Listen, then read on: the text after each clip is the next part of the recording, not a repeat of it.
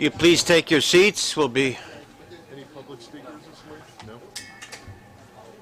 No public speakers. Mr. Bergen informs me that there are no public speakers this morning. That's an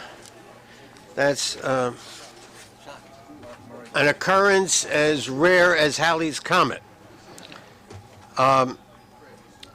Accordingly, I will ask for a motion to approve minutes from our March New York City Transit and Bus Committee meeting. Is there a motion?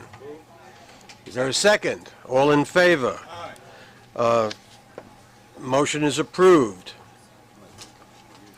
Are there any changes, Mr. Bergen, to the work plan? No, Mr. Chairman, there are not. Then I'm very happy to turn the meeting over to President Carmen Bianco.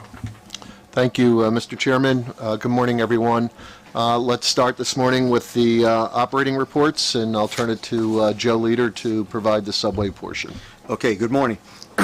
Similar to my report last month, February's performance was greatly affected by the extreme winter weather New York experienced. The average low temperature in February was 3 degrees below normal, and the month saw approximately 29 inches of snow. There were 10 separate winter operation plans requiring the storage of all or part of our fleet underground. And as I mentioned, I'm very proud of the service that New York City Transit has provided throughout this challenging winter. The weather, however, does impact our ability to provide service as scheduled due to our need to lay up trains underground, run snow fighting equipment, and manage through weather-related mechanical delays on our cars and our right-of-way. An analysis of low temperatures and storms throughout this month as compared to delays show that there is a direct correlation between cold weather and the delays themselves. Although these have been a challenging few months, we have been able to hold our weekday weight assessment relatively constant year over year. Weight assessment is our primary service indicator. As we know, the vast majority of our riders are most significantly impacted by our ability to run regular intervals of service. We look forward to warmer and drier weather and the performance gains that we expect and demand from our operations. And this concludes my report for the month. Mr. Albert. Joe, would the cold weather account for what looks to be a fairly precipitous drop in MDBF on the A division? Yes. What happens is what we start to see, not only with our cold weather, but during the snowstorms themselves, we'll get a buildup of snow in our doorways, so that sometimes impacts the MDBF, but as well as just the cold itself with the electronic equipment. What we've noticed is Much higher than B division. well, I mean, it's, that's what we're seeing. I think when you look at our A division, a good majority of our A division has been new tech fleets. But you have to look at MDBF. It's just not a simple measure. When you look at it, it goes by the mileage that's produced, goes by the number of trains, goes by the number of defects, and we've seen an increase in those defects. And nothing scientific about it, but you're also running a number of R160s on the B division, a much newer car. I was just going to get to that.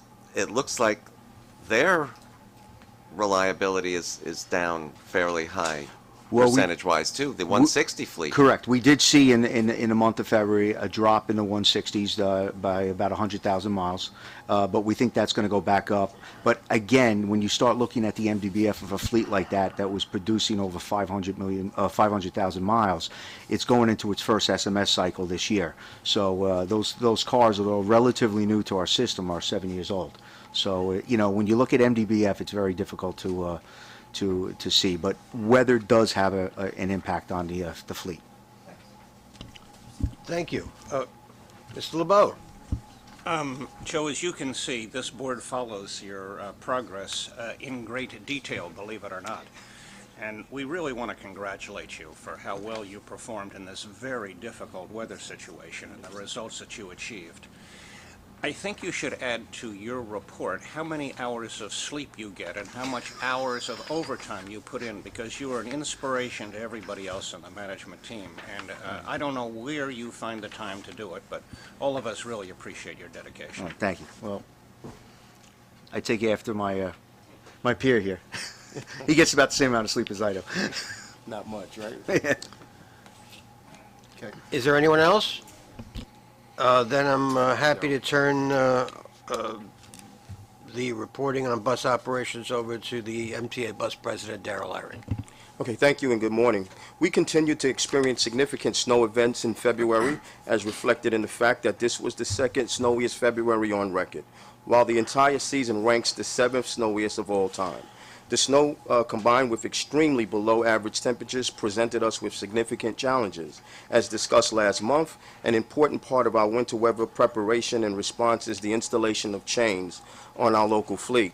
In February, we undertook this effort on 3 different occasions, each one commencing as many as 36 hours in advance of the storm and requiring similar investment of resources after the storm.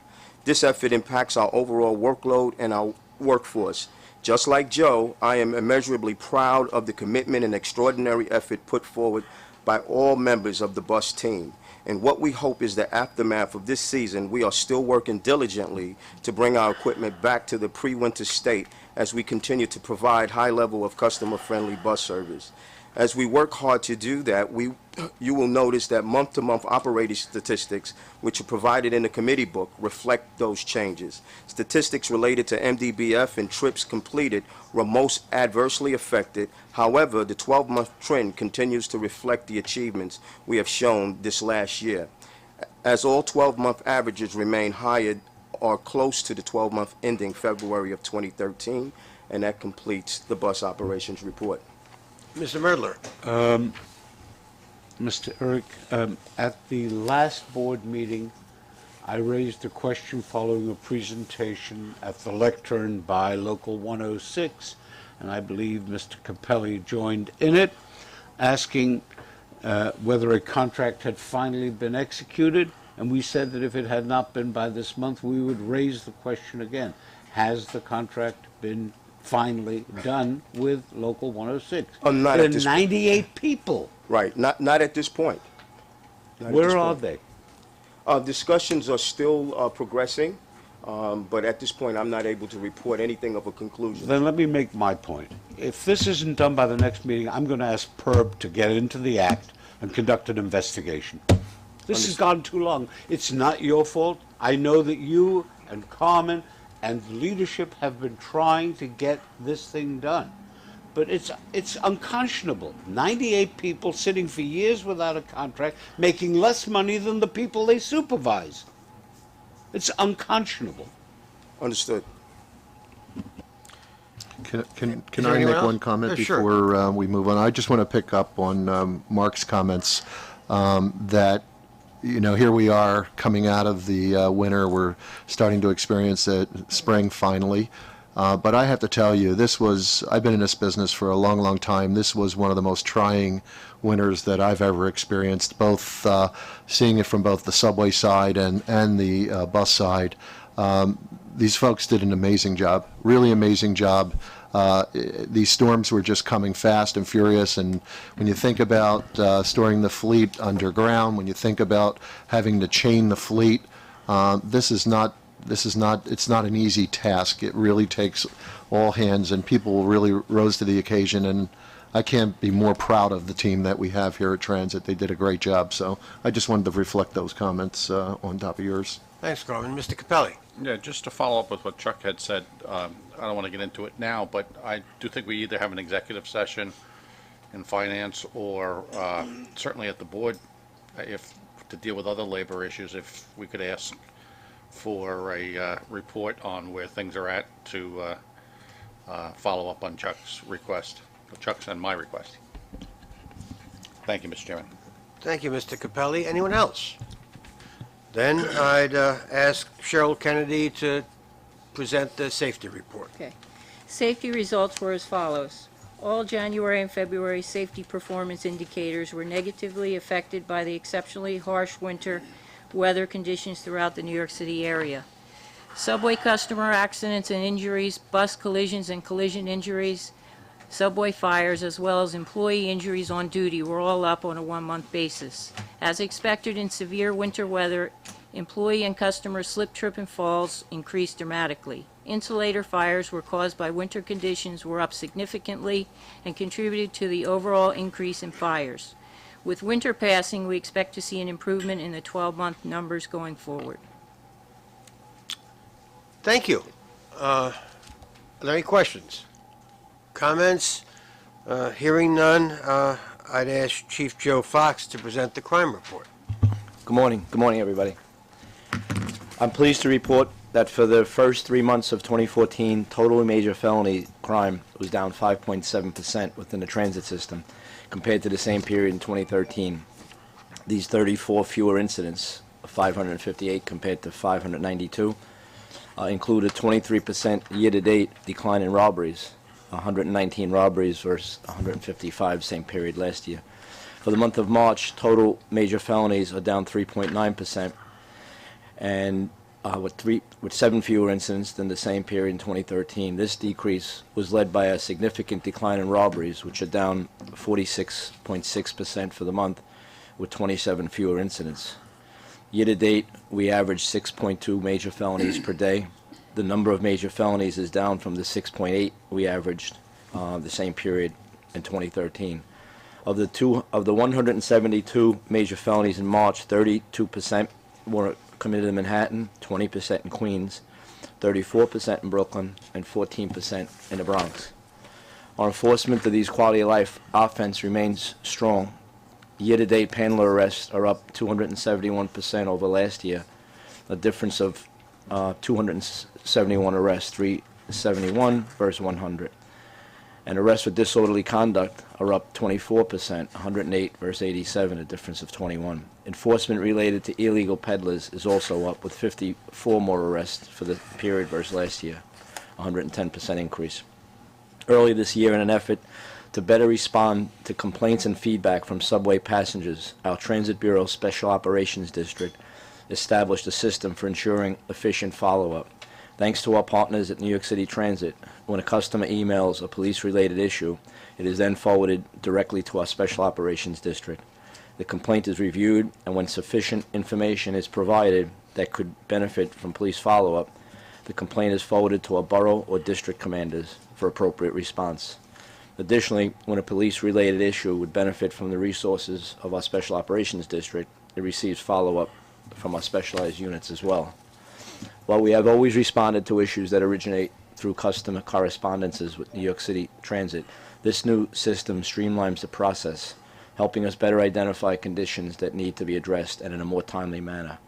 Since the beginning of this year, members of our Special Operations District have effected 46 arrests for reckless endangerment related to individuals performing or dancing on board trains, 3 arrests for panhandling, and have issued 8 summonses for unreasonable noise violations, all of which were in response to customer complaints to New York City Transit. Also, as you may know, a credit card skimming device that had been placed on a MetroCard vending machine was found and removed. On April 9th, an alert subway passenger discovered the credit card reader attached to an MVM at the 59th Street Columbus Circle station, bringing it to the attention of a station agent. We responded immediately and further discovered that this device was accompanied by a hidden camera presumably designed to record a customer's entries on the MVM pad. While this was the first such incident within the New York City transit system, we are very much aware of these types of devices and the frauds associated with them. I want to assure subway riders that we will thoroughly investigate any such attempt to defraud passengers.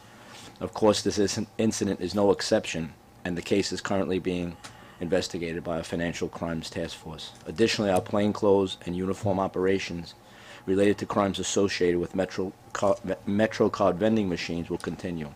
We strongly encourage passengers to immediately report any suspicious activity or damage to MetroCard vending machines. With the help from the public, we are confident we can ensure that riders' personal information remains secure. Thank you, Mr. Tom Prendergast, Carmen, Joe Lita, and the members of this board for your continued support, and I welcome any questions or suggestions. Thank you, Chief. Mr. Merdler. First, I congratulate you and your women and men for the excellent job they continue to do. I have a question for you. It may not be in your bailiwick. There are in extensive use in Europe the chipped cards, chipped credit cards. They're starting to come here. Is there any learning as to whether that would, the extensive use of chipped cards, would bar these kind of skimming devices or limit the opportunities? And if so, could we check on that and see what we can do? It's something that we've been exploring as well, but it obviously it's a pretty comprehensive shift in effort, and it would involve the company's cooperation. What do you guys want to take? But it seems to work very well in places that employ those chip cards. Yeah. Thank you, Chuck. I think Carmen Bianco would like to add something to that. Chuck, as that technology is something that's being looked at as we look at the new fair payment system. Certainly one of the technologies that's being looked at. Mr. Albert. Hi, Chief. Hi, Andrew. I think the public probably doesn't know what one of these skimming devices looks like. So if pictures and publicity on what these little things look like were made widespread, I think it would help customers to be more wary of using a machine that might have one of those things. So That's a good idea, and I'll speak with our press office and look at the feasibility of that. I know the story was given to the press. It got some coverage when it happened, and we may have provided the picture and it just didn't make it through the translation. I'll get back and let you know, Andrew. Thank you. Right, it's actually, Paul's telling me it's on the transit website as well, the photos. So. Is there anyone else? Thank you, Chief, very much for your Thank you, sir. report. Now I'll turn the discussion back to President Carmen Bianco. Thank you. I'm hoping to get through. We'll go to finance and the preliminary financial results. Preliminary February 2014 New York City Transit fare box revenue was at $304.3 million, $7.2 million or 2.3% below budget due to severe winter weather that included 29 inches of snow, nearly 4 times the February average. Year-to-date revenue was $624.2 million, $20 million or 3.1% below budget due to severe winter weather. The average non-student fare in February 2014 was $1.78. Preliminary February 2014 operating expenses before depreciation and OPEB were below budget by $4 million, or 0.8%. Labor expenses exceeded budget by $4.5 million, 1.2%, due mostly to higher overtime expenses and unfavorable reimbursement overhead credits, caused mostly by the impacts from multiple snowstorms. Non-labor expenses were below budget by $8.5 million, or 6.1%, mostly attributable to favorable results in material and supplies, paratransit service contracts, and electric power expenses. Year-to-date operating expenses were unfavorable to budget by $29.3 million, 2.8%, due primarily to adverse impacts of multiple snowstorms affecting labor cost. Preliminary ridership, February 2014 New York City Transit ridership totaled 178.7 million, 3.4%, or 6.3 million riders below budget. Year-to-date ridership was 4.2% below budget. February 2014 average weekday ridership results compared to February 2013 were as follows. Subway ridership was 5.4 million, a decrease of 0.5%. New York City Transit local bus ridership was 2 million, a decrease of 11.2%. New York City Transit Express bus ridership was 41,000, a decrease of 6.4%.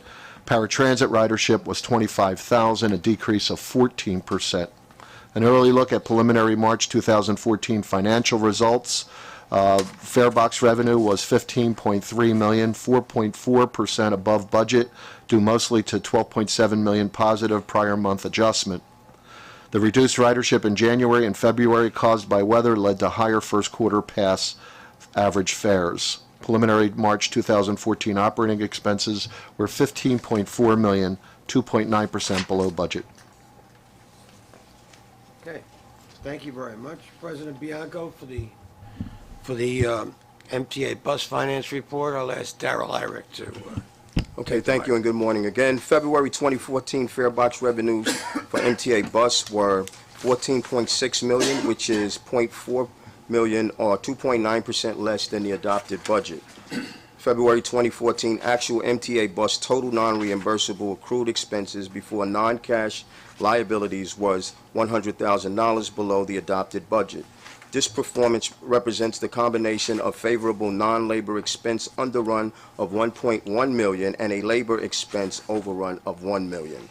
Labor expenses exceeded budget due primarily to higher overtime expenses of $1.1 million caused by the impact of adverse weather and vacancy coverage and fleet maintenance requirements. The non-labor expense underrun is primarily attributable to favorable timing of expenses affecting fuel, claims, and maintenance contract expenses. On to ridership.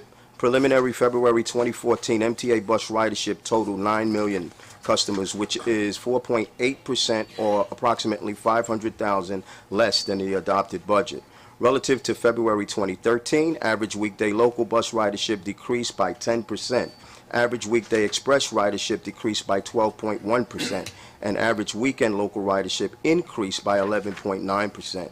February 2014 had significant snowfall during the weekdays of that month, whereas February 2013 had some significant snowfall over a weekend, causing the relative decrease in weekday but increase in weekend ridership. And this concludes the MTA bus, finance, and ridership reports. Thank you, Darrell. Are there any questions or comments? Mr. Albert? Darrell, we discussed this last month, but in a month such as February, where there was 29 or somewhat inches of snow, you acknowledged that you weren't able to put out the amount of service that you would ordinarily be able to put out, and that likely impacts the ridership figures, correct? Absolutely. We made a concerted effort at times to reduce service anywhere from 5 to 15% on a concerted, basis. So that definitely had a direct impact. Right. So the figures reflected in the book in no way reflect that you maybe didn't put out as much service as you normally would. Maybe we can do something when there's a bad event like the weather we had in February to show that, this reflects reduced output of buses as well. Right. We're looking at that. We agree. Okay, thanks. Anyone else? Thank you, Darrell. Now, for the report on the capital program, I'll ask Fred Smith to take the mic. Thank you, Mr. Chairman. As you've heard from both subways and buses, the severe winter weather can have a significant impact on operations. With respect to the capital program, though, it varies. And the reason why it varies is, on average, our construction projects run about 24 months, which does cover at least, one winter period. And in the scheduling of that work, we anticipate that it will be, a sluggish period. But for specific projects, it's really dependent upon whether we've scheduled outages of train service and the availability of flaggers. So when we do have the cold weather plans, it does reduce the number of outages that are allowed and cuts back on the flaggers that are available, and we do our best to make that up very quickly. In one case, I'm very happy to report the contractor did an excellent job. We have work undergoing on the Pelham line, where we have 2 stations that are currently closed for construction at Castle Hill and Milltown Road. That project was probably shut down for a little over 4 weeks during February, and the contractor has been able to make up the time with additional resources. On average day, he had over 160 people working at the 2 stations. So we are back on schedule to reopen those 2 stations as planned next week, and each of the board members will be receiving notification today of our expected event that will take place. Another event that will be coming up shortly is the elevator at 71st Continental on our Queens Boulevard line. That is scheduled for next week as well. That will be our 81st key station. That'll now have vertical accessibility. Moving on to the capital program results for the month of February, a total of $44.9 million was awarded. That included a segment of our annual track program with more work primarily in Brooklyn on the 4th Avenue line and Eastern Parkway lines, and also a project to do structural repairs on the through spans up on the Dyer line. That project was moved to this time frame in order to maximize the coordination and piggybacking opportunities with our signal project that's underway on the Dyer line this year. Completions for the month of February totaled $53.7 million. Those included an escalator project, 3 escalators in Manhattan. That's a project that was adversely impacted by Sandy, where we lost a number of months in 2013, but I'm happy to report all 3 escalators are in service. and running quite reliably. We also had a signal enhancement project to improve control lines at various locations system-wide, and the component work that we had added to the program to take advantage of the shutdown of the G line, the tunnels for the Crosstown line, where we did component work at both 21st Street and Greenpoint Avenue stations, was completed in February. That concludes my report, Mr. Chairman. Thank you, Fred. Are there any questions from the board on the entirety of the operating report? If there are none, then we're ready to go to procurements and Steve Plachaki. Good morning. The procurement package, which presents New York City Transit and MTACC procurements, includes 6 actions totaling $27.5 million in expenditures. I would like to highlight 2 items in this month's agenda. The first is a modification to extend the contract term with Dental Pay Plus, Inc. for 1 year with an option to extend the contract for up to 12 additional months to continue to provide third-party dental administration services for a total of $10 million inclusive of the option. As part of the collective bargaining agreement, members of Transit Workers Union Local 100, the Subway Service Supervisors Association, the Transit Supervisors Organization, and represented MTA bus employees are entitled to receive dental benefits. To ensure these union members continue to have dental coverage, it is necessary to extend the existing contract with Dental Pay Plus until alternate plan coverages for the affected unions are agreed to in labor negotiations and are procured and implemented. The second item is a modification to extend the contract term for Allied Barton Services, Security Services, LLC, to provide armed security guard services for an additional 9 months with an option to extend the contract term for up to an additional 3 months for a total of $7.5 million inclusive of the option. This modification is needed to allow New York City Transit sufficient time to make various scope changes to the new contract solicitation that is currently underway, complete negotiations, and award a new multi-year contract for security guard services. I ask for your approval of all the actions in the agenda. Before questions and comments, is there a motion to accept? I move the procurements be adopted. Okay, and a second. All right. Mr. Merdler. On the dental contract, am I correct that a portion of the 5.2 additional amount sought is directly attributable to the dental benefit improvement that was the result of the TWU contract? This contract, while it covers the TWU, does not take into consideration the new contract that they'll be getting. This is the old contract that used to cover them. So when they transition off to the new program, you'll see the folks come off this particular contract or this agreement. And there will be a new contract coming in then in its place? Correct. And has that been approved yet? No, that's still pending approval. And do we know how much the additional cost will be? No, not at this time. If I am correct in the numbers I have, the dental improvement was 35%. Do you have any figures in that? No, those were not a contract that we procured here. This is an extension of an existing agreement that we have. Got it. Is there anyone else? Mr. Albert. Steve, the Kratos Yes. item for Court Street, is that an intruder alert system for the Montague Tube? Is that what the intent of that, or is that just within the station itself? These are stations. That this actual program is going to pull together some of the legacy systems and allow them to report back. So this has nothing to do with any kind of intruder alert into the tube? I don't think this covers the URT. No, I can get back to you on that. Thank you. Is there anyone else? Can I? Mr. Murphy. Applied Bart repose. Well, in multiple occasions, actually. Our consolidated revenue facility. Oh, I see. Yeah. So they sit there, you know, they man that particular area as well as our security area. They'll man office buildings and certain other areas where the security division assigns them. Are they duplicative to any degree of the services so excellently provided by Chief Fox and his colleagues or Chief Diaz and his colleagues? No, these are the majority of these companies, the assignments are at the Revenue Control Center or other areas that are not directly manned by that area.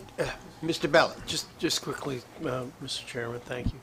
Back to the dental, just a quick question. So if we exercise the option a year from now, that'll be approximately $5 million for the 1 year? It will depend on how many of the TWU employees move off onto the other contract. We expect if that Okay. particular, when that contract gets into place, the numbers here will decrease dramatically. And then you'll have the flexibility under this contract Yes, to we do. take a portion? Absolutely. Thank you. Thank you. Now we're ready to go to service changes. Oh, I'm sorry, I neglected to ask for a vote. It is moved and seconded, all in favor? Motion passes. Service changes, Mark Holmes, MTA Bus. Thank you, Mr. Chairman. In Section 6 of this month's agenda, there are 4 staff summaries for the committee.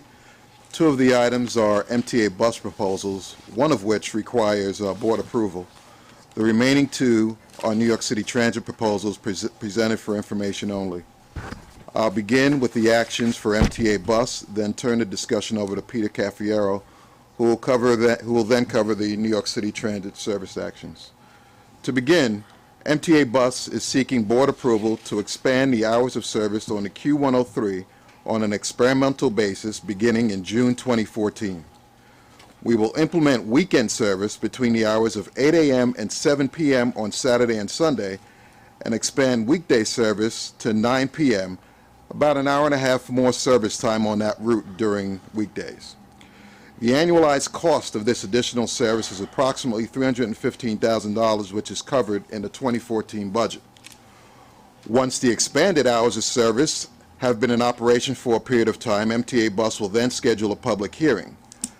Upon conclusion of that hearing, a determination will be made on whether or not to retain the Q103's new hours of service. I ask for your approval of this service change proposal at the end of this discussion. Next, we move on to the Q19 and Q102 service change proposal. I'll first discuss the Q102 service change, then move on to the Q19. Revising the Q102 route will provide a more direct travel path west of Crescent Street, along with faster and more reliable service in both directions on that route. There's a map on page 614 which outlines that. The extension of the Q19 to 2nd Street and Astoria will lengthen the route approximately 0.6 miles in each direction and provide a direct connection via Astoria Boulevard to downtown Flushing, where transfers can be made to Eastern Queens. This change will benefit the community in Western Queens, which has expressed increased growth over the past several years by providing additional bus service between the growing Astoria waterfront and the Astoria subway line. This concludes, Mr. Chairman, the MTA bus portion of this section. I will now turn the discussion over to Peter Caffiero. Thank you, Mark. New York City Transit's first action is the routine service adjustment staff summary detailing bus schedule changes proposed for implementation in June of 2014. We will be revising the frequency of service on a total of 15 routes in conformance with the board-approved loading guidelines. Note that these adjustments are made in response to changes in ridership and associated revised running times that more closely match changes in operating conditions.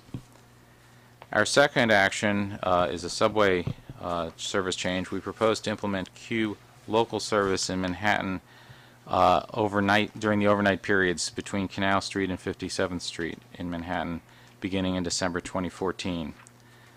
This change is being done because on net it will actually reduce travel times for our riders by providing 2 local services, the N and the Q, during the overnight periods at fast-growing stations like 8th Street and Prince Street, and providing direct service to Brooklyn over the Manhattan Bridge. On a typical late night, current express riders would travel approximately 1 additional minute, but passengers at those local stations going to Brooklyn would save over 6 minutes. Implementation of this proposed change is nominal. It's about $70,000 annually. On a final note, I'd like to remind the committee that there's a public hearing scheduled on May 14th at MTA headquarters. This will cover the institution of 2 new routes that were part of our service enhancement package in the past 2 years, the X21 in Staten Island and the M12 in Manhattan. It will also hear testimony on the restored weekend service on the M8 and on the Q31 that are already operating, and new Sunday service on the Q77. That concludes the service change section of the agenda.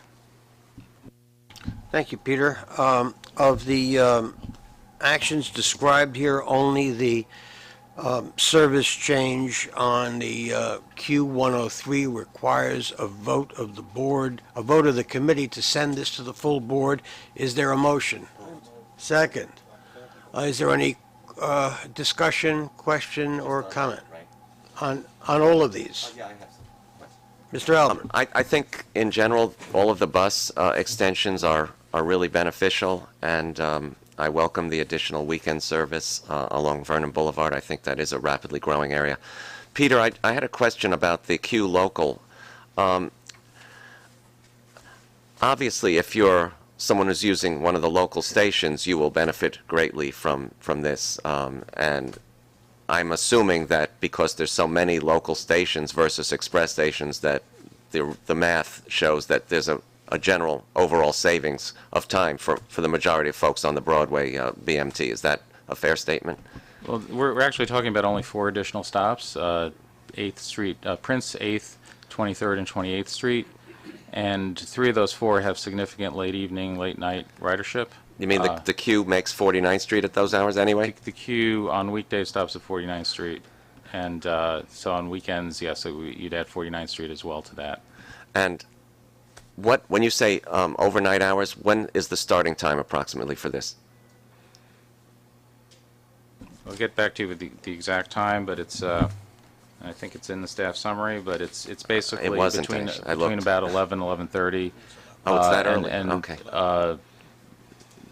5:36 in the morning. This is when the R, which right now is disrupted with Montague Street, but this will be after that point. When the R stops running, the N flips over into the tunnel and runs local to full length. The Q will operate on north of Canal Street on the local tracks. Right. Thanks. Yes, I'm pleased to see the proposed 103 experiment. My question is, since you're asking for authorization today, how is it possible that this thing is going to be implemented in June?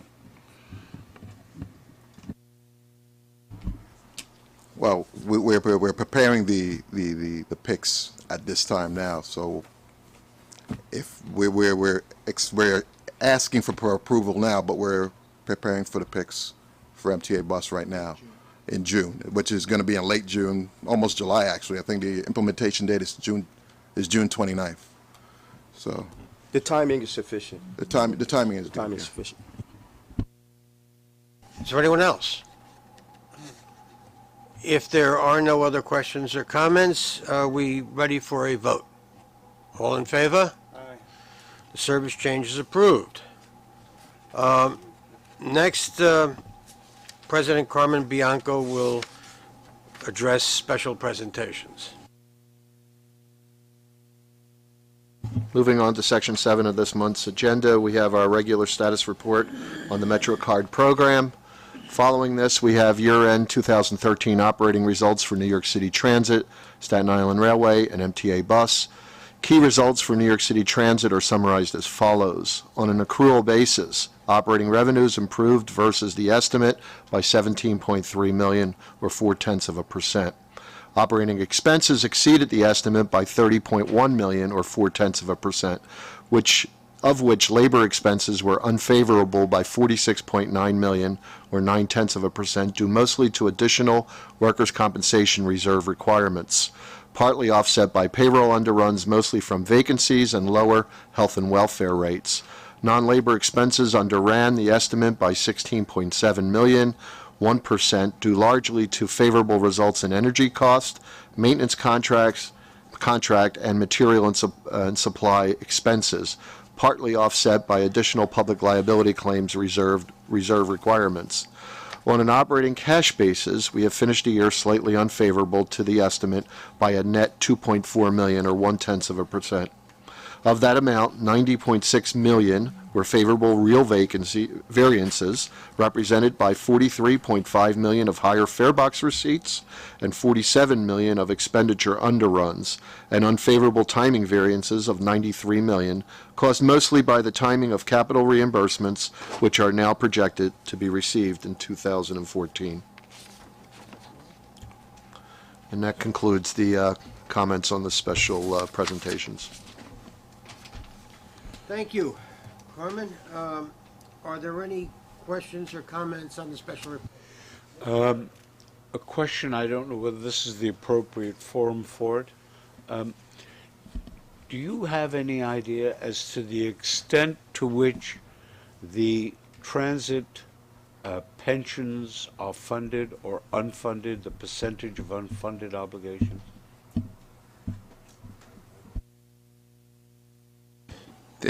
We obviously don't have that information with us, number one. Number two, there are a variety of pensions. Some of them are, most of our employees, I believe, are covered by NYCERS. And, whether NYCERS is funded or not, I just don't know. And then we have the MABSTOA pension plan, which I believe is not fully funded, but I think there have been improvements in that. But I don't have the actual details. Sure. Is there anyone else? If there are no other questions or comments, I will ask Michael Horodnichenu to present the MTA Capital Construction Report. What I would like to do today actually is to focus on something that I presented in the past. It was the inclined elevator that seemed to, for lots of people, not exactly knowing what we're doing. So I'm going to take the opportunity to just do that. Bob, if you can just.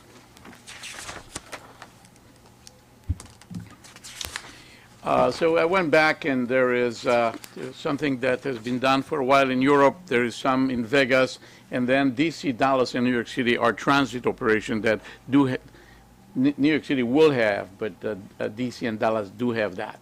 The Eiffel Tower, 1889, had in 1899 we already had an inclined elevator there. So I just want to, and that was done, it was built by Otis Elevators. That's Otis. Otis, I'm sorry, Otis, mispronounced, I'm sorry. I'll pronounce it right. After that, there were basically straight. They were very interesting things. They had an operator, the inclined elevators, so they were, in effect, later on replaced, and the Otis operated the elevator until 1910.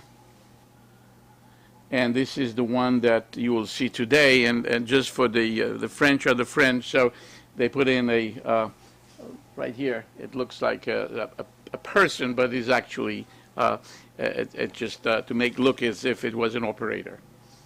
There are two others. They're operated by the transit in Paris, and they are going up to the Montmartre. They have been, again, goes to 1900, and they were changed in 1991. Just to get some pictures of that. This is the way they look, so it's pretty much what we have. They travel about 250 feet. And they can hold about 60 passengers. They're rather large. Going to Las Vegas, there in 1993, 16 high-speed incline elevators were put in one of the casinos. This is called the, I guess, the Pyramid, actually, the Luxor Hotel, and they're there now. And they are basically embedded into the corner of the pyramid. This is how they look. They can house approximately 14 people, no windows, and there is a single door opening. In Washington, D.C., in '83, the WMATA installed an inclined elevator that you can see that. Can you go to the next one? Again, about 10 people capacity. 2 sets of doors, so they can go on one side and come to the other. And they're next up, leave it there, next to escalators, similar to what we're doing in New York. In Dallas, again here, we in 2000, they completed 2 incline elevators. They're again next, this is next to stairs. And again, 2 doors, entering and exit, 16 people in a cab. So again, this is similar to what we have. This was built, go back. This was built by a company called Mid-America from Chicago. New York City is the first one that we will have. Again, is going to go about 170 feet, 27-degree angle. It's a drop of about 81 feet. Similar to what you have seen before, there will be 2 side-by-side next to one set of escalators. They can hold about 15 passengers. There will be 2 minutes from door closed to door open, and these are basically, this is how the cabin looks. The manufacturer is Maspero. It's an Italian company that was done, some research was done at the beginning of 2000 when we engaged in that, and there are a couple of manufacturers that were identified as acceptable, Maspero being one of them. Kone, that is a company that is German-based, but in the United States are the ones that are under contract to us. They are subs. This is how it looks like. Keep going. There will basically, there are glass all around so one can see that. Again, in case of a power failure, we'll run on battery backup power, and that will allow one to travel 2 times to allow for passenger evacuations.